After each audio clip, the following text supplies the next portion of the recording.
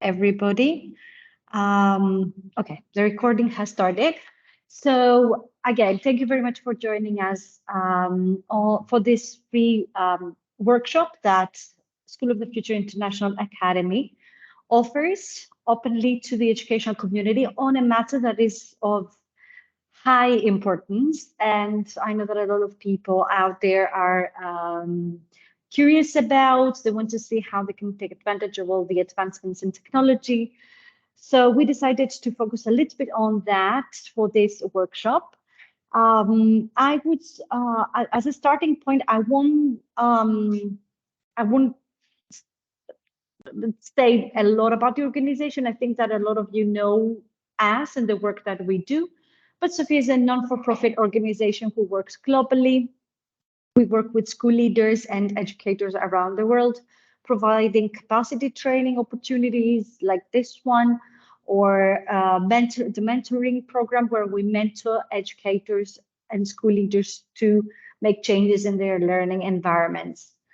I don't want to take more of people of this workshop's time because I know that this is a big topic and Amanda has a lot to share. Amanda is the founder of AI for Education, a very active organization that I encourage all of you to follow on social media to see their work.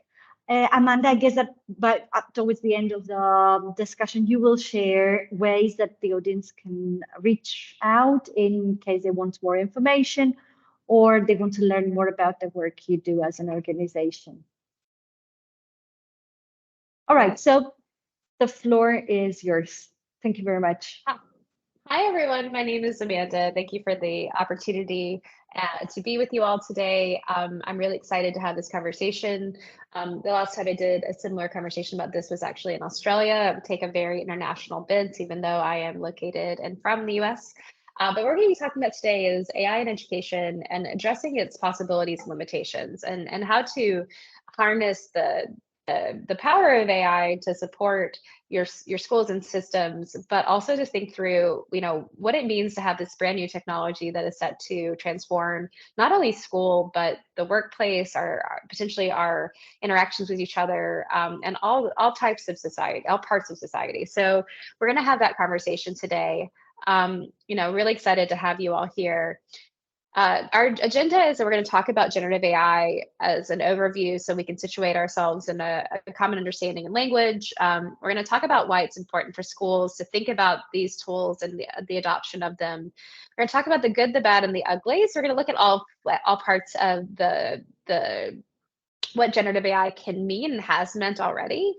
We talk about responsible optimism here at AI for Education, and it's really important for us to have this balanced approach to make sure that you guys are prepared, your schools are prepared, you're prepared to talk about something that is really nuanced and isn't that easy to understand its implications.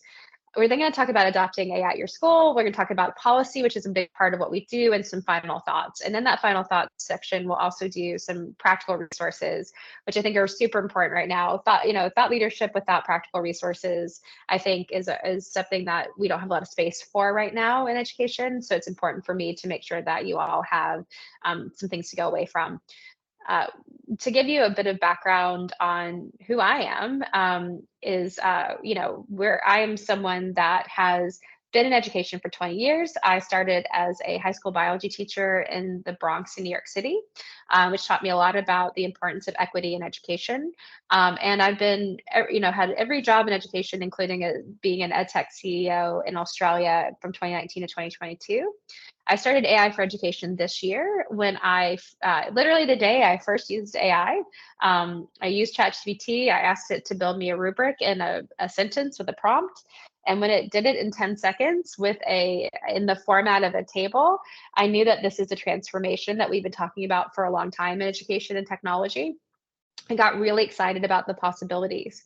But at the same time, I knew it would be very difficult to adopt. And so that's why we started AI for Education. And we do a lot of work around the responsible adoption of AI, where we're really looking at how can education institutions adopt AI in a way that is practical, but also safe for students and teachers, and in one in which they are able to really get the most out of AI in its current form, but do it in a way that ensures that they're, not losing out on learning, or that they're not using it or overusing it or misusing it in a way that can impact the teaching or the experience in the classroom. So I'm going to start with a overview of what generative AI is, and we're going to be talking specifically about generative AI today. And this is a really good way to start. I usually start like all of my presentations that are PDs, where I say like pull up your phone, and if I pull up my phone and it opens based on my face, that's a form of AI that's been around for years, computer vision. And we have all types of AI on your phone. I'm sure you can think of a couple right now, including Siri or Alexa, or we have Amazon remembering, what I searched for. I searched for a pair of pants, and then it followed me around with ads for the next 10 days. Google Maps, predictive text. Those are all examples of artificial intelligence that have been part of our lives for years. In fact, artificial intelligence has been around for more than 70 years, and the first chatbots are not 10 years old, but 60 years old.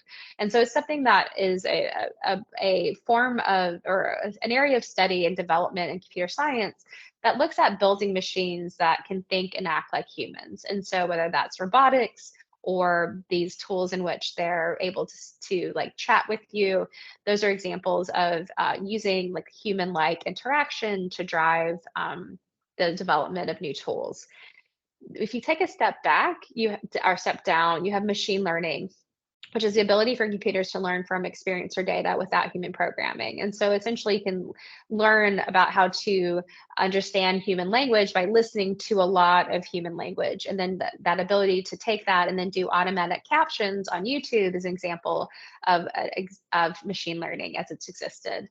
We then go down to deep learning, which is this idea of creating a space in which you're using neural networks that mimic the human brain to create tools like transformers that allow computers to perform complex tasks. So they're able to do more and more complex tasks with less time and less compute power, which has really led us to this new field called generative AI. And generative AI is things like ChatGPT, Midjourney, Bard, Bing, or Claude, which are these tools that are able to generate new text, audio, images, video, or code based on content it's been pre-trained on. So for example, ChatGPT has been trained on the internet. Pretty much all of the written sources that were available on the internet. ChatGPT 4 was trained on not only written text, but also images. And so this is how these tools work. They actually are predictive. And so what they do is they predict based on all of their training data what the right or the approximate of the right answer. So it's important to understand that these tools are not thinking, but they are computing, but they are presented in a way in which they look like they are thinking, which is an incredibly important distinction when you're thinking about building AI literacy in your students and your teachers and your school leaders. Oops, went backwards. And so we talked about the generative outputs. And so we have videos. Like there's a company called HeyGen, where in 2 minutes of recording you talking, you can have your own AI avatar that can also translate what you're saying into other languages. We've got audio. I don't know if you all were familiar, but there was a top 100 hit with Drake in The Weekend that was completely AI generated. So that has happened. You've got text, which we see a lot in ChatGPT, where it's this ability to create new text outputs based on the prompts that you ask, and then 3D models and coding. So there are lots of different opportunities to see. And in fact, the #1 use case of ChatGPT and other AI tools is to code. So computer scientists are using that to develop code and also to debug or to give feedback on code, which means that the coding is getting faster and better, which means we'll have more and better technology much quicker than we would in the past. So why is this important for education? And I think that this is first situating it in what we know so far, what the research says, which is research has shown that AI tutors have a positive effect on learning outcomes. This is actually the most common or robust set of research on these tools. It's something that's been around for a long time. If you think about the zone of proximal development or the Bloom's Two Sigma Six problem of this idea of students learning within the level of challenge they need and actually improving, that this is something that happens much better with one-on-one tutoring. And so there's been research that actually shows that these intelligent tutoring systems in the past can have really positive outcomes on student learning. The second is that we've seen adaptive learning tools improve student learning and engagement. So these ideas of these tools that change based on student ability or needs. And then also AI tools have been shown to help students improve their learning. So these are all, though, examples of classical AI, which we just talked about in the last piece, which is machine learning. And so we're really moving forward where now these can be supercharged with this new generative AI tool that can actually have a conversation with you around a subject or provide you a targeted quiz that is targeted based on your needs. So there's a lot of development that's new that will be very interesting to see this next level of research on what the impact is on student learning and engagement. There's also a really important conversation that we should be having about what the impact on industry is going to be. And so this is the McKinsey report that came out on AI a couple months ago about what's happening in industry. And there's actually an edX survey that happened and was released today that shows that a lot of companies are already using generative AI. So 1 out of 3 companies are already using generative AI, that 40% of respondents believe that there'll be significant changes to their industry based on AI, and that up to 60% of tasks can be automated.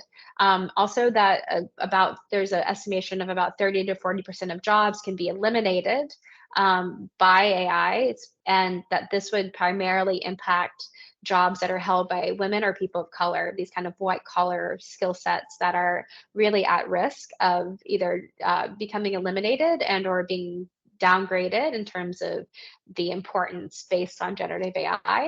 And then there'll also be these new skills that are created by generative AI. The clearest one that we have now is prompt engineering, which is this ability to use natural language or written text, or very soon spoken text, to develop brand new computer programs through the use of chatbots. And so when you ask the generative AI to build you a lesson plan, you're doing it through a prompt, which then is going to give you an output that is new and it can be refined based on your prompting. But this is something that is the first new skill that's actually created by the advancement of generative AI.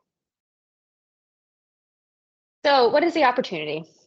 And I think this is one of the most important things that we should talk about, which is that AI does pose a real opportunity for both teachers and students. So the first is, I actually kind of kept this as Australia, but I'll talk about Australia, the US, and the UK.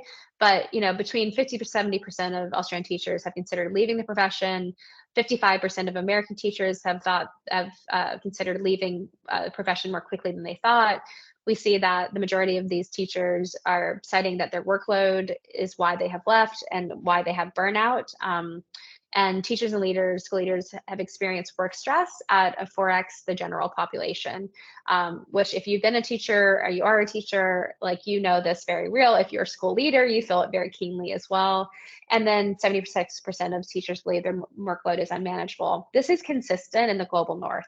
A lot of, we have the US is similar, we've got Canada, we've got the UK, Australia, have similar issues right now around teacher burnout, shortages, and this post-COVID fatigue that's really impacted teachers' experiences in and out of the classroom.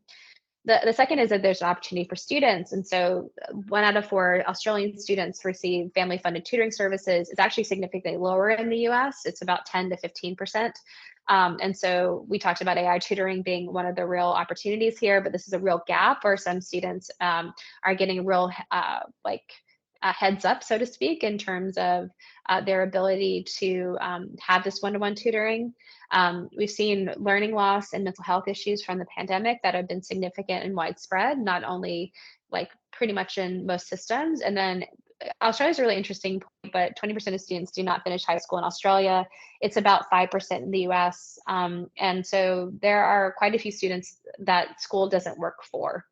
And so there's real opportunities on both of these areas of going back here, is that the AI opportunity for teachers is this ability to create productivity where it hasn't been before. So automating and or speeding up mundane and repetitive tasks, the ability to lesson plan, to differentiate, to respond to emails, to create newsletters or communications that need to happen in the classroom, have been supercharged by AI tools already. And it can be something that is a really great opportunity to really show people the impact, the positive impact that these tools can have on your workflow and your time out of classroom. Whereas for students, there's this opportunity that's been, Conmigo has already come out, which is Khan Academy's one-to-one tutoring tool that's trained on Khan Academy's composite of all of their resources and tutorials and built on ChatGPT 4. We have plenty of organizations that are building tutoring tools every day. But there's also this idea of there have been, a lot of issues around learning loss and mental health from the pandemic. So there's some opportunities to build tools and that they are being built to help with that, stem that tide and to make school more engaging for those students. And then the last piece is looking at how AI can start to transform a student's experience and really create a space in which they're engaged, that school is more culturally appropriate, that skill sets are more meaningful, that there's a space in which students of all types can get the same type of access that they wouldn't necessarily. So that's a very exciting opportunity for what AI can do. But it's not, I'll say it, and I say it all the time, is that generative AI is the worst that it's ever been right now.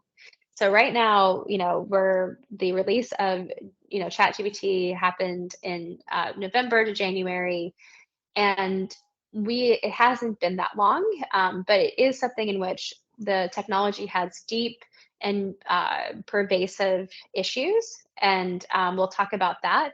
But it also has these amazing opportunities. So there is this need to understand the good, the bad, and the ugly, to be able to apply this to your educational context. So we're going to get started with the good. And so the good is, we talked about AI is poised to significantly influence teaching and learning. We talked about personalized learning. There are early tutoring tools around math, English, and language development that are being developed right now. And these tools are tailored to educational context and students' needs and pace.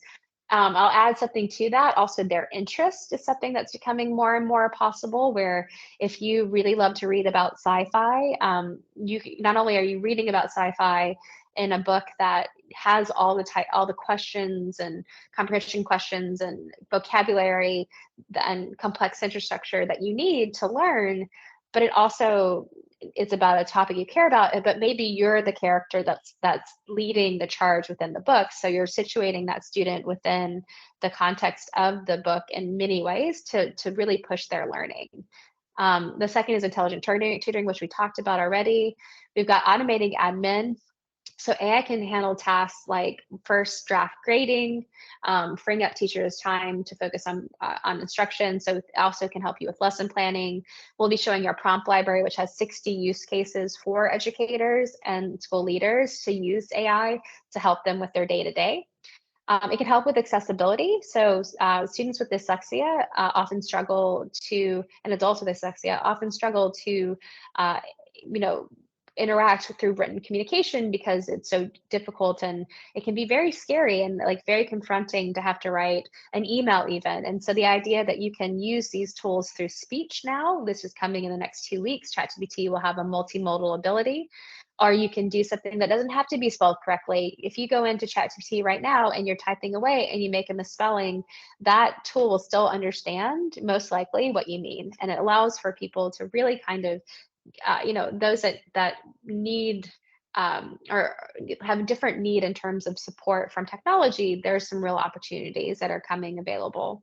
And then finally, there's this idea of learning analytics. There's going to be more and more possibility of pulling together data sets from different areas and different like systems, and then to be able to analyze those data sets through natural language or questions. So you can ask questions like, which students have the lowest attendance rate and also have the highest grades. And so it's something in which it's really exciting to start seeing about how we want like data to be a big part of our time. And so this is an opportunity to have that through natural language. The bad and the ugly is that there are some real issues around these tools. There are three that I like to focus on.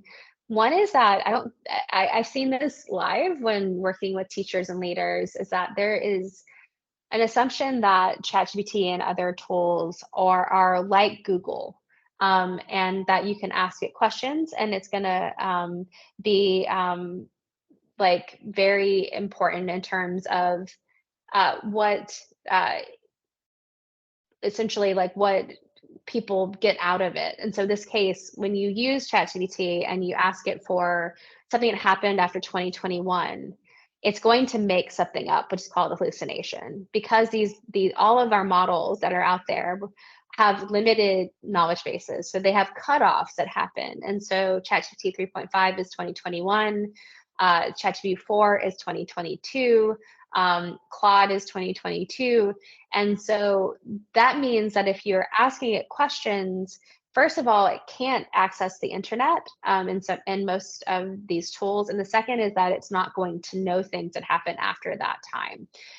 The next is bias and training data. And so, we talked about this before, but these models, these foundational models, are trained on the whole internet. And I don't think of the internet as a unbiased place. It can have both explicit and implicit bias, whether that is looking at the number of Redditors, which Reddit is a very common training data set, or Wikipedia are primarily men. We have significant explicit racism and misogyny that are built into a lot of websites and internet resources. And that's what's been trained. Like the training of that is what is going to provide, in some cases, biased data out. So we have this axiom that garbage in, garbage out. And for example, something like a image generator, there was an experiment where an image generator called Stable Diffusion, there were asked the generator, like, create 100 pictures, photorealistic pictures of these jobs, the people that would hold these jobs.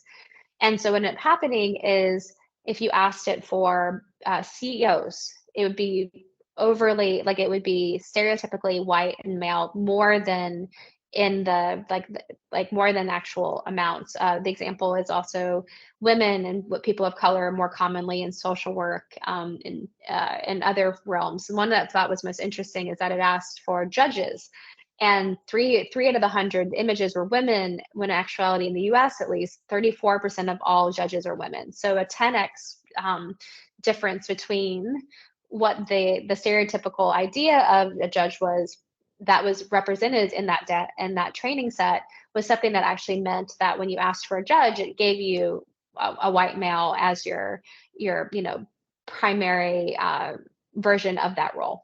And so that's an example of bias in training data. And then the last is it's prone to hallucinations. And we talk about this a lot. I will be honest, I don't love the term hallucination. I think it's a little bit hard to understand. But what a hallucination is really something that is foundational to the model itself, because these are really interesting models. In fact, I will tell you that, like, those that build these models do not understand how they work. So people that have built ChatGPT or Claude or Bard or Bing, these are black box models, which means that they can't tell you about why these things work. So for example, why does, if you give it a PDF to Claude, why is it really good at answering questions at the beginning and the end of that PDF, but very bad at the middle? There's not really an understanding of what that happens. And so, and even by the people that have created Claude. So one of the things that is quite hard to nail down is this idea of hallucinations, which is then the model will tell you that something is true when it is not. and it will say it with a significant degree of confidence. And so things that are, you can see hallucinations in models are, like we said, that there's a limited knowledge base. If you asked ChatGPT right now, is Taylor Swift on tour? It would make something up and it would be very confident in whatever it made up, but it wouldn't actually know. If you use citations or quotes or math, these are things that this tool can't do because these are probability engines. They are computing, not thinking. So if it gives you an answer, it might look correct, but it has a high degree of it being wrong. And so we've seen lawyers accidentally cite fake case law. We've seen people be introduced at keynotes for a book that they wrote and they never wrote a book. We've seen misdiagnoses. We've seen all kinds of examples of how hallucinations have impacted people already. And one of the ways that we see it in schools is that students will submit something that's AI generated and it will have hallucinations in it, or a teacher or a leader will get up and talk about, use a lesson plan or a PD plan that's been created by this, and actually it's been hallucinated. So there's something in that looks right, but is not. So these are really important things to understand, and why it's so important to build AI literacy, because while there is great things that are possible, something like AI grading is really difficult because something around the hallucinations that it might look like the feedback is correct, but it could be completely made up. And so it's really important that humans are always in the loop, and in this case, teachers. So what does this mean? And I'm sure if I could see you all, which maybe next time we can see each other, is that you are at different stages of your adoption journey. I have now worked with schools in the US, the UK, Australia. I've spoken to educators in India, France, Spain. And what I find consistently is that there are 4 schools of adoption that are happening right now. And so these are the 4. And this could be school or institution if you're running a district or a system. There are 4 kind of key things. The first is this idea of waiting. So we're gonna wait and see what happens. And so is this a hype cycle? Is this something that's gonna go away? Do we need to pay attention to it, considering we have, so many other things to think about? And so what we see in that term is like schools that are waiting, what ends up happening is the usage will escalate without guidance. And what will happen is that you have to scramble to catch up. So for example, a higher ed university that I'm working with did not put anything around generative AI in a syllabus. And by the time that the final exams came along, a lot of students used different Gen AI tools to do part of their work, and there was nothing in place to stop them from doing that. And so this is an example of kind of waiting and seeing that had a pretty big impact on students kind of being accused of cheating, of faculty being very mistrustful of generative AI, just from a lack of kind of taking a uniform approach. The second is ban. Probably the biggest example of this is that the New York City Department of Education, which is where I taught, had, we have 1.1 million students, which is the largest in the world as a district. It banned ChatGPT. And so when it's happening is that their students and teachers are kind of left behind in the sense of they weren't getting access. In fact, even though it has now not been banned, every school has to go in, request access, because it's still banned on and blocked on their school's Wi-Fi. And so this is something that, like, what we see a lot that happens here is it creates mistrust, and it creates a space in which people are either not learning how to do these tools, and equity is going to be very important as we talk about this going forward in terms of who has access and not. But it also created this kind of like area of suspicion of like who's using it, who's not using it, or AI will only be used for bad.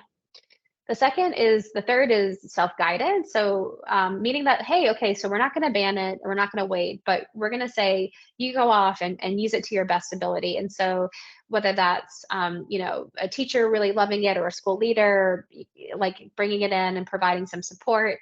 But what we love that at least it's to start in the right direction. But what often can happen is that lack of guiding policies leaves individual teachers and students to do this on their own. And I will tell you, the level of uncertainty that I've seen in schools around what is appropriate is so high. Like people, I don't think people usually like policies or governance, but the level of uncertainty of like what is appropriate is so high that I think that more and more like teachers and students are actually asking for this. They want it to be set out so that they're not going to get accused of something, or they're not going to have this experience where they don't use it and then it's going to suddenly be part of every curriculum, or that they are using it and it's going to be banned. So self-guided is approach in the right direction, but it also just leaves people up to that level of uncertainty. And the final is school-wide or institution-wide. And that we really like this because it maximizes the potential of the tool and empowers teachers and improves student outcomes while preparing them for the future. Because as we said, already industry is using AI and will continue to. But if you can take a school-wide approach, even if it is very simple, meaning like we're not talking about having a huge 20-page document about appropriate use, but start to understand and build AI literacy and some guidelines, that is the best thing you could do. If I had my magic wand, every school would have this opportunity to build a very simple policy that's very practical as a starting place. And the second, they would be building AI literacy across their school community. And if you could do those two things to start, even if it's very small, you're going to be worlds ahead of the majority of schools around the world. So strategies for adopting AI at your school, and we're happy to share this presentation if you'd like. We have a lot of these resources, which we'll go over at the end on our website. But the idea of this is that there are a couple of strategies that we suggest. One is that you're building capacity, not expertise. And so when you think about this, what I mean is that no, I'm not an expert on AI because no one is an expert on AI. Like I said, like the people that literally own the companies that are building these foundational models do not understand how they work fully. So I'm not thinking about who are your expert AI people on your staff, but like, can you build capacity so people are able to understand its capabilities, limitations, and understand how it can help with their productivity or student learning. And that is a way to build capacity so that when new things come out, they're able to keep moving forward and to learn alongside the development, which is something that is really going to be important going forward. The second is creating common understanding. Like, does everyone understand the appropriate or inappropriate uses of AI, both from a teacher perspective and a student perspective? Do we understand that generative AI is computing, not thinking? So even if it looks like when Meta is going to put in Facebook and Instagram, these AI tools that are going to be chatbots, like those are not thinking tools, they are computing. And so they're going to often have these issues that we've talked about. The third is that there's going to be a need to reframe traditional assessments.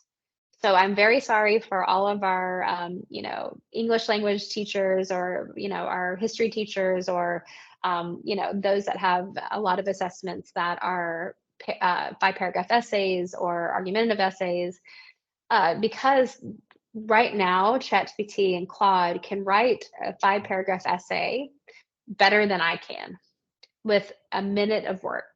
And, I think that that's a really strong piece where like, this is something where students are not going to be asked to most likely write things going forward in the same way they do now, but they're going to be asked to revise, to create, to refine, to edit, to audit. Like that's most likely where we're going, much more than let's like sit down and write this, training module all by yourself. Like it's going to be like, how are you partnering with AI? Which means that we're going to have this opportunity to actually reframe the way that assessments are done to really focus on the foundational skills that are meaning to be assessed more than the traditional frame in which they are assessed. And then finally, there's like setting clear guidelines, but be willing to adapt. And so really important for this to happen is that while, there's a lot of rhetoric out there that it's too early for guidelines, but I think that we see what we put together is this idea that there are clear guidelines that you can set that are just about like how to ask questions, when to know what's appropriate, but also as soon as new things happen, like new advancements, that this will be a living document that will be updated and that will keep, like we'll go back to this guy right here of creating common understanding, building capacity, So when we need to adapt, it's happening in a cycle. So some best practices for using AI is that you always want to check for bias and accuracy. So, we talked about this, that it can produce bias or incorrect content. So you always want to double check outputs for accuracy. There's some tools like Perplexity and Bing that are connected to the internet that use citations. It's a great way to use an AI to check another AI's work that's not connected to the internet. The second is your judgment matters. Like AI generated content is a starting place. It's not a final solution. So think of it as a first draft or a refining tool, but is not going to give you an output that is perfect or fit for purpose. And it's going to lack a certain level of creativity or your personal voice or your personal, or your context in which you're building for. The second is knowing the limits. So you have the different AI models have different data sets and features. And so it's important to know the limitations of the system you're working with. So if you're a Google school and you're using Bard, Bard is actually not a very powerful system yet. And so if you're only teaching your teachers or students how to use Bard, they could be missing out on the real possibilities of using a Claude or a ChatGPT, which can do things a lot better. So it's important to understand the limits of these tools. And then finally, protect privacy. Please do not include any personal teacher or family details, or even details that are specific to your school context in Gen AI tools, whether those are the chatbots directly or tools that are created around the chatbots, because there are real issues around privacy and security. Some new generative AI tools for schools can use 7 or 8 different models, many of them that are going to be connected to other systems, which means that that one piece of information could be going to 6 or 7 places, which really can be very difficult, especially if something is hacked or inappropriately stored or shared. So you want to make sure that you're not using any PII, personally identified information, in these tools. And so what we suggest is there are some key areas that are really appropriate for Gen AI use right now. So written communication. We're starting a Women in AI and Ed Slack group. So if you're a lady that's interested, we're going to be doing that. And I actually use ChatGPT and Claude to help me write the introductory email, which is really great. I put in my prompts. I found a good example. I refined it. And that's what we're going to use. So written communication is a great opportunity. Lesson planning, we'll show you our prompt library in a moment, but lesson planning is a really good starting place, especially around creating lots of ideas. Like it's created idea generation or a lesson plan for a substitute teacher, that is meaningful in a much less time. It's good at brainstorming. So if you have, your students are trying to think of the 20 best, debate topics for their piece, you can use Gen AI to have that brainstorming conversation. It's a really good way because it provides a lot of opportunity of answers and options, but it also doesn't get bored or tired. So you can keep asking it the same thing, and it's going to give you new examples that you can work with. The next is refining text. So if you are, about to send that really important newsletter out, you could have it review it, give you feedback, and actually say, hey, I want to shift this from passive to active voice. That's a really good way to use generative AI. It's good at translations, specifically, common use languages. ChatGPT can work with about 90 languages, with varying degrees of success, whereas Claude can work with about 40. And then it can also format unstructured data. And what I mean by that is that if you are doing observations for your teachers and you have a bunch of notes that you want to put into a specific format with no personally identifiable information, what you can do is you can use a prompt or prompts to actually take those notes and put it into a really thoughtful, version of that observation letter.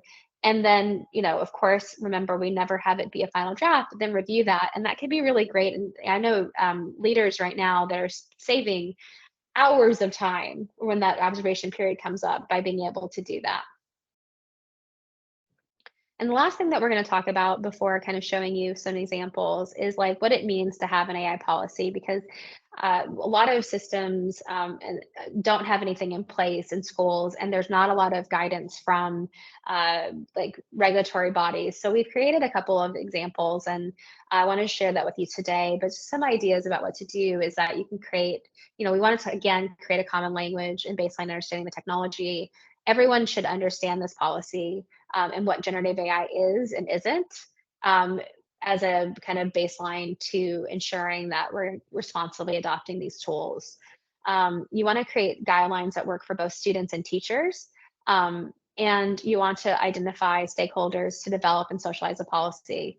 One of the best things that I've done in AI for Education was a session with a high school in Queens, New York, where it was a group of students and teachers and leaders talking about AI policy and being very, very honest about concerns, fears, what this meant for their experiences. We had, everything from a teacher saying, "I'm terrified," to a teacher saying, "Get on the bus or get run over," where it's here to stay. And as students actually admitting that they use generative AI to do homework occasionally, especially when they believe it's busy work, or they're really busy and they have to make choices about where their time goes because they might have 10 hours of homework and only 3 hours to do it. And so it was really interesting to have that conversation.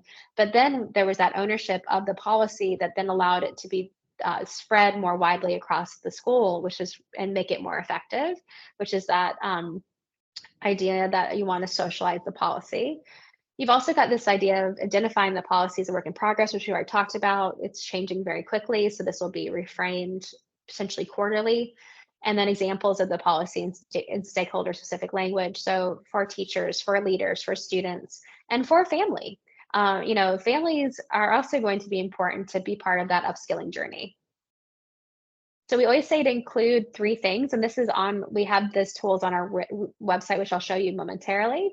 So we want to talk about what the appropriate use of Gen AI tools are, like when can you use it, when can you not, what should be supported by you always want to get approval from your teacher, but this understanding that not every assessment can be done without AI or with AI. Like there is this opportunity to actually have the appropriate use of these tools at certain times and certain assessments.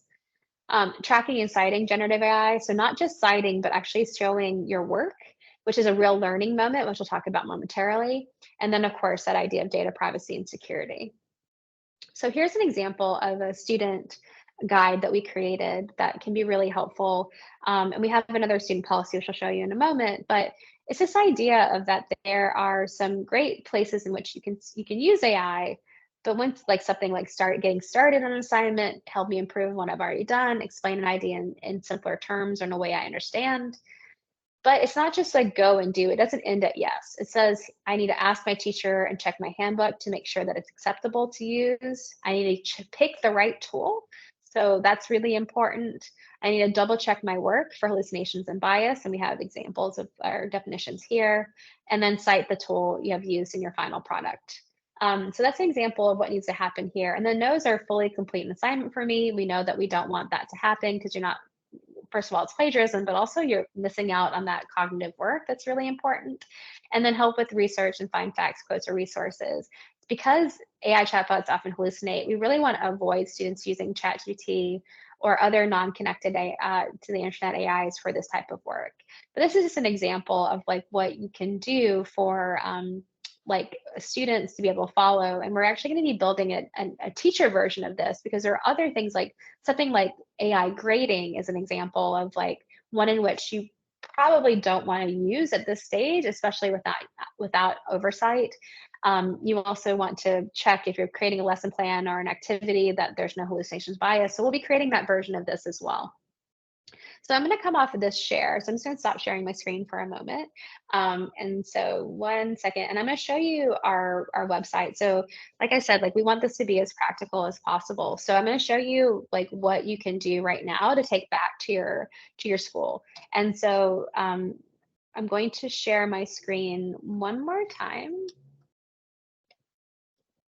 And thanks for listening all. It's always hard to kind of not be able to see your faces and interact with you all. I would prefer to be doing this in person, but I know we're all over the world, so I appreciate your attention. But I'm going to show you, hopefully this is the stuff that's going to be what you can really do going forward, which is like, how do you take this back and make this real within your school context? So I'm going to share my screen one more time and take you to our website. And this is our website. It is meant to be pretty easy to navigate. But there are a couple of things that we do that's specific for like the application of what we're doing. And the most popular thing we have is our prompt library. So I'm not sure if everyone's used this, but these are kind of four of the key AI tools that are on the market. We talked about ChatGPT a lot. Claude is from Anthropic, which is going to be really, really good at written communication. ChatGPT is really good at complex prompting. Like if you want a lesson plan with ChatGPT. BART is common because of Google's impact in the classroom. And then Perplexity is one in which you can do, you can have citations, which is positive. So what we have here, and this is being updated this week, which is super exciting to make it searchable in a way that's more meaningful, but we have 60 prompts right now that are everything from unit or lesson objectives, lesson plans of all types, like PBLs, 5E, multidisciplinary unit plans, creating slides, quizzes, rubrics, graphic organizers, critical thinking questions. And what we're going to notice is we also go down and we have like email responses, which is going to be great for if you've ever got really, kind of tired, it's been a long day, and you need to respond to an angry parent. And you want to make sure that you're, keeping the tone right. This is a great tool. We've got things around students, like explain it to me like. We've got IEP evaluations for special needs students. We've got college essay ideas, et cetera, newsletters, PD planners, et cetera. So what I always like to do is show an example. And one of my favorites is the lesson hooks. And lesson hooks, like every prompt in our library is constructed the same way, which is here is a prompt. Here's an example that you can just cut and paste. And then this is how you can make the prompt work for you. And so this can be used in any chatbot. And so lesson hooks, what's great is what you're going to notice in all of our prompts is that we first set the stage. We have a framework, which I'll show you in a moment, but we always set the stage with what do you want the chatbot to act as? In this case, you're an expert educator skilled at creating engaging lessons and activities for students. And then we've created this version that you can actually fill in the blanks. And so I'm going to copy and paste this, and I'm going to go to ChatGPT. And we're going to do this together. And I have the free version and the paid version. And what you're going to notice is that everything that we built is built for ChatGPT 3.5 because of equity concerns. And so I'm going to put this in. This is called a context window. Every chat is called a context window. The generative AI tool only remembers me within this context window, and it only has a certain amount of memory. So that's why I have a ton here. You'll actually see that like I had it help me write a job description for a facilitator. I've done it live. These are things that I've done live in PD sessions. And so I have a ton of these. But what I'm going to do is I'm going to put this in. So I have create 10 ways for me to introduce a lesson on recycling for 7th grade students in my life science class. The activity should be 5 to 10 minutes long. My students love fashion and sports, so provide options for both subjects in your response. And so ChatGPT is very fast, but what it's going to do is it's going to give me 10 examples. So I've got a recycling fashion show, a relay race, trivia, sports, art challenge, storytelling, basketball, a brainstorm, a relay race, or a recycling song or rap.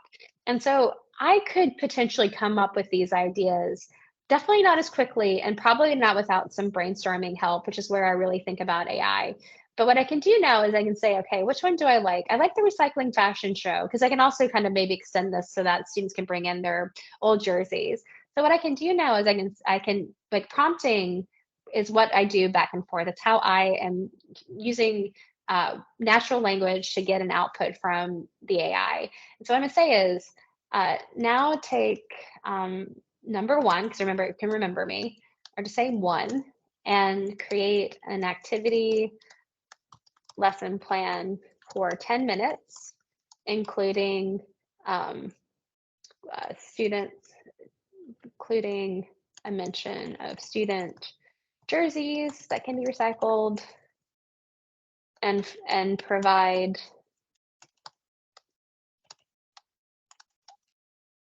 one option for, or I'm going to do extension for my English language learners.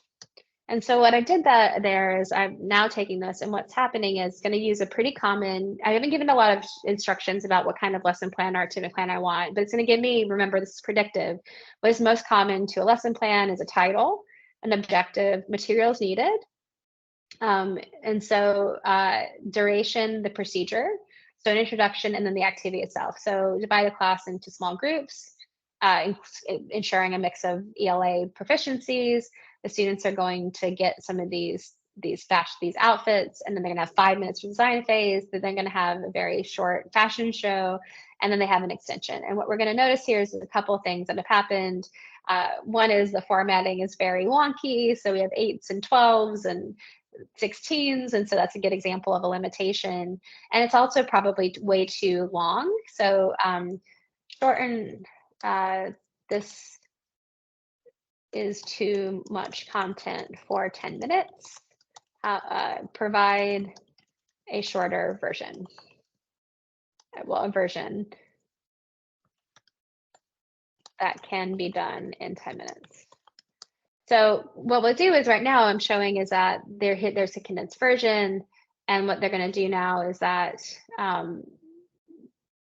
this is like a little bit, like definitely a little bit like shorter. It doesn't have the extension activity, still has the mess up of the formatting, but it's an example of how you can start to do this and push and pull this. So this is our prompt library.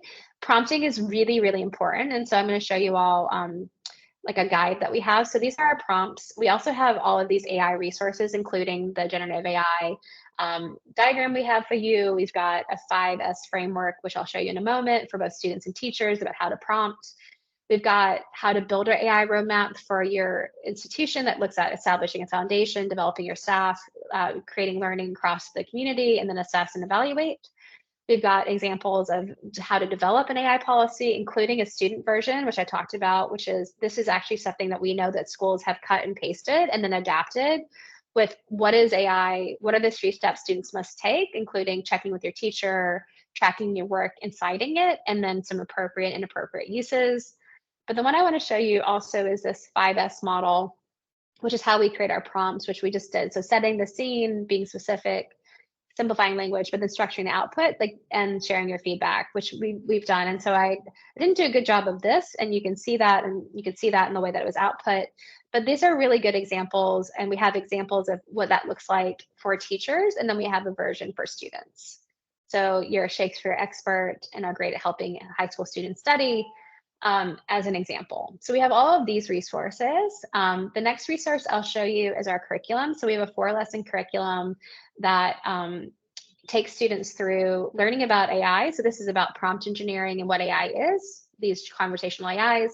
This is thinking versus computing. This is like being able to identify hallucinations and then creating an AI policy together, because students can have this opportunity to actually co-produce and have agency in the creation.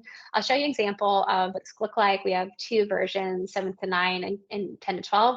The reason being is that the only tools that are available for students under 18 are going to be your ChatGPT and Bard are 13 plus, but you must have permission. We know students of younger ages are using other tools, but this is why we are following the essentially permission level and also COPA and FERPA laws in the US. But here's an example. So we've got this hands-on lesson, including like a worked version and a non-work version. So you can see how to do this, which is really great. There's also a Google Classroom version if you use Google Classroom, although I don't think you guys would be able to see that. It's actually going to open. But yes, so you won't be able to see it because it opened in a new window. But what I'd say is like it's very robust and you can use that. And then we have 2 other things I'll share because we're coming up on time. One is that we have a free course that's been taken by 3,000 people from around the world that goes through like how to use ChatGPT and generative AI. It's I can't believe we have 475 reviews. It's crazy. It's only been up for just since August, which is super cool. That's free for everyone and includes a certificate at the end for professional development. And you'll notice that like there's some of these are a week old, but we literally should have like ones from 10 minutes ago. It's always so funny to see. And then the final thing is we do a webinar series, which is something that is really great that we've been doing now. This will be our 14th one coming up tomorrow, but we talk around with thought leaders around like formative feedback, how to lead a PD.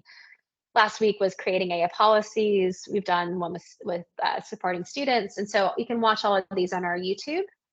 So we have like a ton of resources. It's kind of crazy and we'll continue to make them. And we just hope we'd love your feedback. So please tell us what you'd love to see because we can make these for you. And I just want to end on a note that I think is really positive in terms of what we're doing together in this opportunity is, there have been kind of 3 epochs of kind of computer science. And the first is that the microchip brought, we had these huge computers that would take up this whole room. And then the microchip allowed us to have a laptop and a personal computer, which allowed us to compute and do work at a cost of almost zero, which meant that that people no longer needed to have, $5 million to build something like on a computer. Like it was something that could become part of our lives.